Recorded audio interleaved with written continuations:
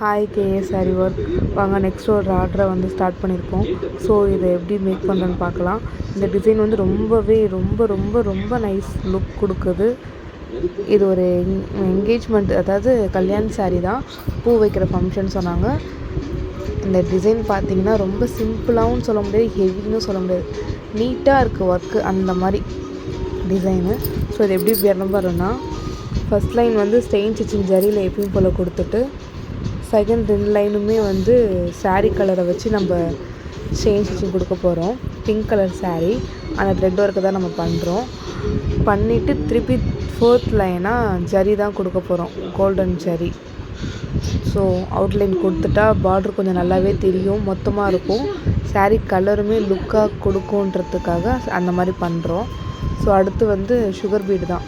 Sugar bead ஒரு line கொடுக்க போகிறோம். சுகர் பீடு ஒரு லைன் கொடுத்துட்டு 4 mm சுகர் பீடு வச்சு இன்னொரு லைனு.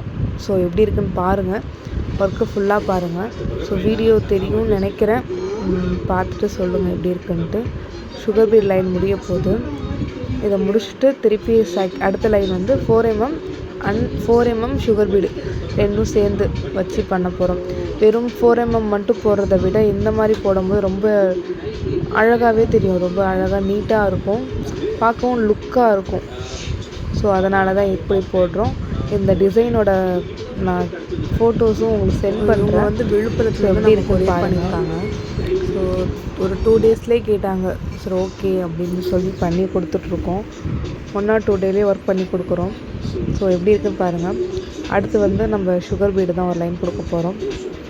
சுகர் பீட் கொடுத்துட்டு நெக்ஸ்ட் லைன் வந்து எப்படின்னா, ஒரு 1 inch கேப் வச்சு சுகர் பீடை வச்சு ஒரு சர்க்கிள் போட்டுட்டு திலகம் வைக்கிறது தான் இந்த டிசைனே. டிசைனோட லுக்கே அவ்வளோதான், சிம்பிளாக இருக்கும், நல்லா நீட்டாகவே இருக்கும். நெக்ஸ்ட் ஒன் பாருங்கள், ஒரு 1 inch கேப்பில் வச்சுக்கிறோம். ஸோ மெஷர்மெண்ட் பண்ணிக்கலாம்.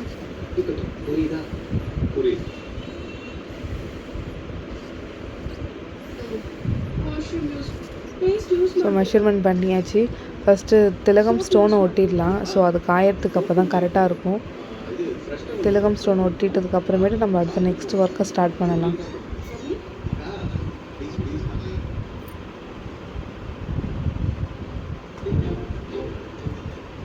ஸோ ஒட்டியாச்சு. நம்ம அடுத்து அதுக்கு நடுவில் இருக்கிற கேப்பில் வந்து ஒரு 4 mm பீடை வச்சு ஒரு சர்க்கிள் போட போகிறோம். சர்க்கிள் போட்டுட்டு அதுக்கு மேலே வந்து ஒரு சுகர் பீடு 4 mm வச்சு அந்த சர்க்கிளை கம்ப்ளீட் பண்ண போகிறோம். ஸோ இதையும் ஃபுல்லாக முடிச்சுட்டு நம்ம நெக்ஸ்ட் என்ன பண்ண போகிறத பார்க்கலாம் வாங்க.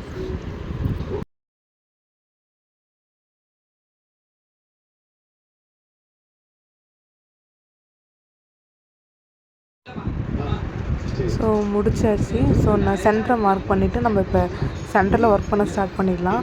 ஏன்னா வந்து இன்னும் க்ளூ காயலை. ஸோ அது நல்லா காயிட்டோம், ட்ரை ஆனதுக்கப்புறம் ஒர்க் பண்ணால் தான் நல்லாயிருக்கும். ஸோ சென்டரில் ஒர்க் பண்ணியாச்சு. ஸோ ஸ்டோன் காஞ்சிருச்சு. ஸோ இப்போ 3 mm பீடை வச்சு 3 டாட்ஸ் வச்சுக்கலாம். ஸோ இந்த வீடியோ பிடிச்சிருந்துச்சுன்னா, உங்களுக்கு யூஸ்ஃபுல்லாக இருந்துச்சுன்னா கமெண்ட் பண்ணுங்கள், லைக் பண்ணுங்கள். ஸோ இந்த டிசைன் பிடிச்சிருந்துச்சுன்னா கீழே நம்பர் கொடுத்துருக்கேன், வாட்ஸ்அப்பில் கால் பண்ணி உங்கள் ஆர்டரை புக் பண்ணிக்கோங்க. தேங்க்யூ ஃபார் வாட்சிங். Thank you so much.